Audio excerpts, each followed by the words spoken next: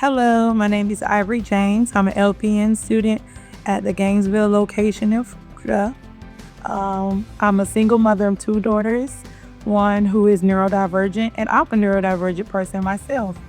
I chose Galen because I wanted something different. I went to a few different nursing schools, who I'm not going to mention, but I felt like there just was a gap between how the staff interact with the students. Like, I had needs that I felt like weren't being met.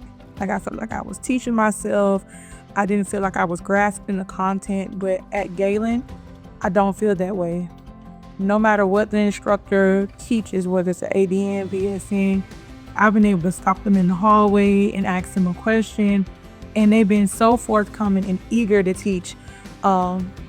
And they even set up workshops, periodically. I just did one with Dr. Mann, care plans, and that was like a weak area for me. So I really feel like Galen is home for me for his nursing school.